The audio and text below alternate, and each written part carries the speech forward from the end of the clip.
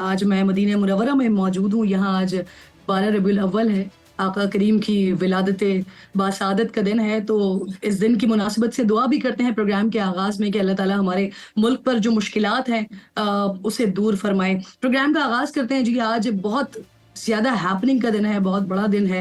इस हवाले से बहुत बड़ा दिन है कि आज आईनी तरमीम के हवाले से जो पहले हम सुन रहे थे कि शायद वो हफ्ते के रोज़ होने जा रहे हैं, लेकिन वो अब होते-होते आज इतवार का रोज़ हो गया। और जिस वक़्त हम ये प्रोग्राम कर रहे हैं, अभी तक की जो हमारे पास अपडेट्स और जो इत्तलात आ रही हैं वो ये है कि 10 बजे तक जो है वो सेनेट का इजलास चला गया है, कौमी असम्बली का इजलास चला गया है और मुस्तकिल बुनियादों पर मुलाकात हो रही है। कोई भी बात हतमी तौर पर नहीं कही जा सकती। मुलाकातें हो रही हैं और इस वक्त जो सबसे ज़्यादा अहम तरीन मरकज़ निगाह महवर निगाह जो बने हुए हैं, वे मौलाना फजलुर रहमान साहब बने हुए हैं। कह लीजिए कि मौलाना फजलुर रहमान साहब और उनकी जमात एक ऐसा तोता बनी हुई है कि जिसके अंदर इस वक्त हुकूमत की जान भी है और जिसके अंदर इस वक्त ऑपोजिशन की जान भी है। ऑपोजिशन भी ये चाहती है कि हुकूमत जो आईनी तरमीम लाने जा रही है वो किसी तरीके से नाकाम बनाया जाए और उसके लिए मौलाना फजलुर रहमान साहब और उनकी जमात और उनके वोट्स सबसे अहम और सबसे कलीदी किरदार अदा करेंगे। इसलिए कभी बैरिस्टर गौहर भी मुलाकात करने के लिए जा रहे हैं और हमारे पास अब तक जब मैं ये प्रोग्राम कर रही हूँ तो ये तलात भी हमारे पास आ रही हैं कि अब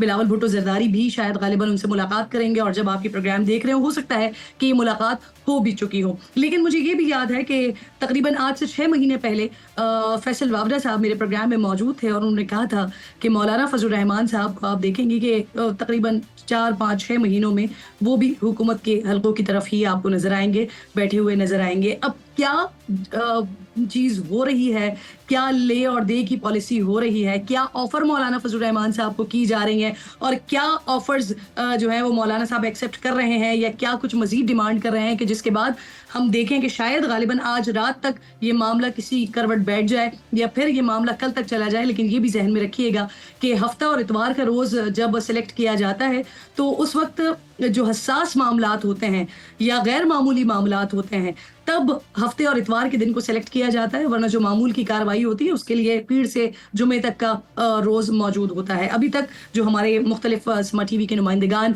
पार्लियामेंट लॉजेस में मौजूद हैं, आसपास मौजूद हैं, तो वो तो यही बता रहे हैं कि हम जिस भी मेंबर से बात करने की कोशिश करते हैं तो उनकी तरफ से एक हल्की स्माइल दी जाती है, लेकिन स्माइल के साथ साथ ये अभी तक नहीं बताया जा रहा कि आया ये जो आईनी तरमीम होने जा रही है या जिसे हुकूमत जुडिशल रिफॉर्म्स कह रही है वो आज हो भी पाएंगी, मामला किसी करवट बैठ भी पाएंगे या नहीं बैठ पाएंगे। तो हम जरा इसके कॉन्सिक्वेंसेस क्या होंगे या इन इस्लाहात के अंदर क्या है जो हुकूमत करने जा रही है और ऑपोजिशन क्यों इसको अपोज करना चाह रही है, क्यों ऑपोजिशन नहीं चाहती कि इस तरह के मामलात फाइनलाइज हो जाएं, इस पर बात करने के लिए मेरे इंतहाई मोअज़्ज़ज़ मेहमानों में आज हसन अयूब साहब मेरे साथ, आबिद ज़ुबैरी साहब साथ मौजूद हैं, अब्दुल क़य्यूम सिद्दीकी साहब साथ मौजूद हैं। आप तीनों मेहमानों की मैं शुक्रगुजार हूँ। जरा मैं आगाज में सिर्फ ये बताना चाह रही हूँ कि तहरीक इंसाफ की जानिब से कहा जाता है कि अदलिया से मुताल्लिक आईनी तरमीम पर हम चुप नहीं बैठेंगे, जबकि लियाकत बलोच साहब वो कह रहे हैं कि पार्लियामेंट अदलिया के पर काटेगी तो कोई पार्लियामेंट की गर्दन काट देगा। लियाकत बलोच साहब जिनका ताल्लुक जमात इस्लामी से है। इसके साथ साथ अब जो अहम सवालात है नाज़रीन, चीफ जस्टिस की तकर्रुरी के लिए 3 या 5 सीनियर जजेस का पैनल भेजा जाएगा। चीफ जस्टिस की तैनाती हुकूमत अपने हाथ में क्यों रखना चाहती है? हाई कोर्ट जज की तकर्रुरी के लिए मुशावरत खत्म, ट्रांसफर भी हो सकेगा। सुप्रीम कोर्ट की वजाहत के बाद आर्टिकल 63A में तरमीम, आईनी अदालत के लिए अलग चीफ जस्टिस की तैनाती होगी, जिम्मेदारी क्या होगी? ये अहम सवालात हैं जिस पर आज अपने मेहमानों से बात करेंगे। कॉन्क्रीट बात या किसी सिचुएशन पर पहुंचकर बात इसलिए नहीं कर सकते क्योंकि अभी तक हमारे सामने सिचुएशन अभी भी दिगरगू ही है। बहुत शुक्रिया आप तीनों मेहमानों का। हसन अयूब साहब, जरा आज आप बड़े अरसे बाद मेरे प्रोग्राम में शिरकत कर रहे हैं तो मैं चाह रही हूँ कि बात का आगाज भी आपसे ही किया जाए। सर, ये जो 26वीं आईनी तरमीम है इसके निकाल जो है वो हमारे सामने कह लीजिए मुहिम तरीके से आ गए या आप जैसे जर्नलिस्ट जो है वो चीजें निकाल कर लेकर आए, क्योंकि कल तक तो हमें सिर्फ यही मालूम हो रहा था कि चीफ जस्टिस की जो तकर्रुरी का प्रोसेस है वो और उनकी आईनी मुद्दत जो है उसको बढ़ाने तक के मामलात है। लेकिन अब 63A भी आ गया, इसके अलावा दीगर आईनी शक़े भी आ गई कि जिसमें तरमीम करने जा रहे हैं। तो हुकूमती जबान में इनको अदालती इस्लाहात का नाम दिया जाए या अपोजिशन के लफ्जों में इसको जजेस को कंट्रोल करने का हथियार समझा जाए? हसन साहब, देखिए, जजेस को कंट्रोल तो कोई भी नहीं कर रहा, पार्लियामेंट ही जो है वो ये जो आईनी तरमीम ला रहा है। अब बात मामला यहाँ पर यह है कि देखें, पार्लियामेंट ने तस्दीक करना है 63A वाला फैसला, तो मेरे ख्याल से तस्दीक करना बहुत ज़रूरी है। और अभी मखसूस नशिस्तों वाला फैसला आया है, उसमें जो अपील्स थी वो डिसमिस कर दी और इम्प्यून ऑर्डर को सेटिसाइड कर दिया।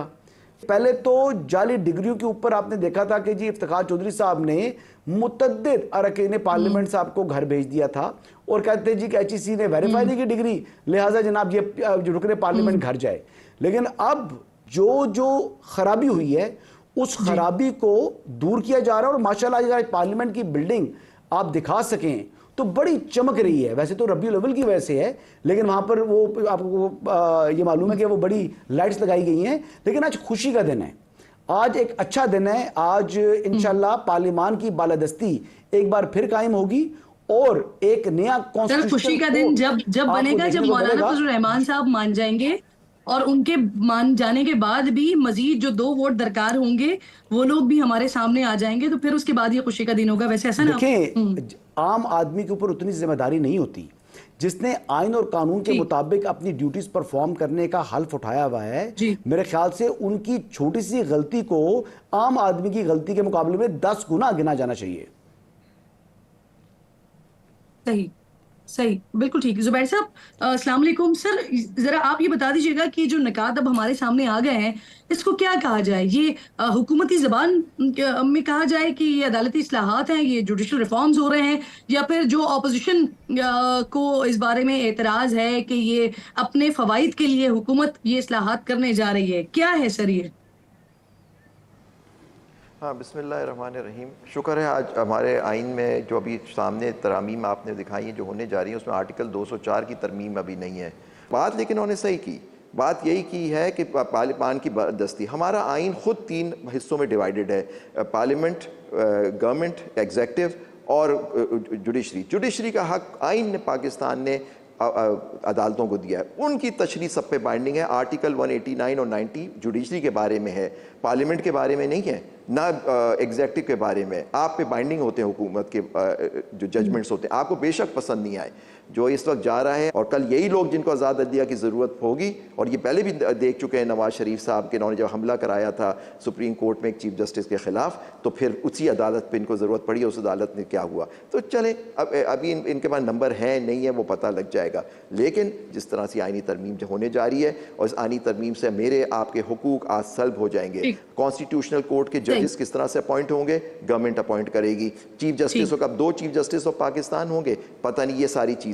तो मैं तो ये कहूँगा कि जी ये जो तरमीम है ये बिल्कुल सही कह रहे हैं कि उन्होंने बदला ले या बदला ले रहे हैं, लेकिन बदला लेने के लिए ये अगर तरमीम होनी थी कंसेंसस से होनी चाहिए थी। कोई हर्ज नहीं होता कि अगर आप बढ़ाएं सब चीज़ें, लेकिन एक अपने मर्जी के जजेस को लाने और सीनियर पैनल बना के चीफ जस्टिस लेना, तो हमारी वो जजमेंट्स जो गई जो सुप्रीम कोर्ट की बाइंडिंग होती है उनका क्या होगा। एग्जैक्टली सर, ये बात आपकी दुरुस्त है, ये बात आपकी दुरुस्त है। ऑपोजिशन के साथ कंसेंसस होने चाहिए थे, और सबसे अहम सवाल तो ये बनता है कि इतनी जल्दबाजी क्यों है कि आज ही मुलाकातें हो रही हैं, आज ये सारे मामलात हो रहे हैं, ऑपोजिशन का कंसेंसस भी इसमें मौजूद नहीं है। इनफैक्ट मेरे प्रोग्राम में हाफिज अब्दुल्ला साहब मौजूद थे और उन्होंने कहा था कि अगर हुकूमत के साथ हम जाते हैं तो ये हमारे लिए खुदकुशी होगी।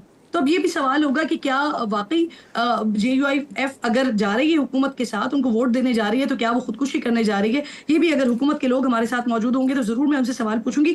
सिद्दीकी साहब, सर आईनी तरमीम के बाद अब ये तो क्लियर हो गया ना कि ये मामला एक्सटेंशन की तरफ तो नहीं जा रहा चीफ जस्टिस की, तो अब होगा क्या सर? क्या काजी साहब अक्टूबर में चले जाएंगे घर, या फिर वो आईनी अदालत जाएंगे? और अगर इस तरह का होता है तो फिर क्या काजी साहब कबूल करेंगे सर इसे? देखिए, ये सारी सवालात जो हैं वो मफरूज़ों की बुनियाद पर मबनी हैं और सब्जेक्ट टू कॉन्स्टिट्यूशनल अमेंडमेंट्स हैं। तो काजी साहब ने क्या करना है क्या नहीं करना, वो तो काजी साहब ही उसका जवाब जो है वो दे सकते हैं। डेफिनेटली अगर उनकी रिटायरमेंट की डेट जो है वो 25 अक्टूबर है तो वो उस दिन को रिटायर हो जाएंगे। अब उसके बाद जाहिर है बहुत सारे जज साहबान जो हैं वो रिटायर हुए हैं, तो वो रिटायर होकर घर चले जाएंगे, किताब लिखेंगे, पढ़ाएंगे, या जो भी उनकी शुगल करना होगा वो करेंगे। एक मिनट आबिद भाई साहब, मैं नहीं बोला, मैं जरा थोड़े से हकायक जो है ना वो आपको बता दूं। आप बिल्कुल जितनी आज़ाद अदलिया आप चाहते हैं ना, उस आज़ाद अदलिया का और आपका ताल्लुक बताना है मुझे कि किस तरह से वकील और जज मिलकर जो है वो मुकदमा फिक्स करने के हवाले से बातें कर रहे होते हैं। तो ये सारी चीजें उसमें हैं। मैं बिल्कुल आपको मौका दूंगी, आप जरूर काउंटर कीजिएगा सर। नहीं, मैं मौका चाहिए नहीं मुझे। मैं आप बात कर रही हैं आईनी तरमीम की, ये आप सच्ची बातें क्यों कर रहे हैं सिद्दीकी साहब? आजाद अदलिया के मैं सच्ची बातें क्यों कर रहे हैं? मैं फैक्ट्स की बात कर रहा हूं ना। सच्ची बातें कर रहे हैं बस। किरण नाज, आपके प्रोग्राम में बैठकर क़य्यूम सिद्दीकी साहब सच्ची बातें क्यों कर रहे हैं? मैं तो सवाल कर रहा हूं उनसे। बात ये है सिद्दीकी साहब, ये तो वो एक छोटी सी चले, क्या बेहतर ये नहीं होगा सर कि इशू है आपका? हम आबिद जुबैरी साहब को छोड़कर आज का जो अहम मामला है, जो इशू है, हम उसको डिस्कस कर लें सर? क्या ज्यादा बेहतर ये नहीं हो जाएगा? नहीं, वो देखिए ना, मतलब है कि किसी दूसरे की जो है वो राय का एहतराम कर लेना चाहिए, वो जो भी है।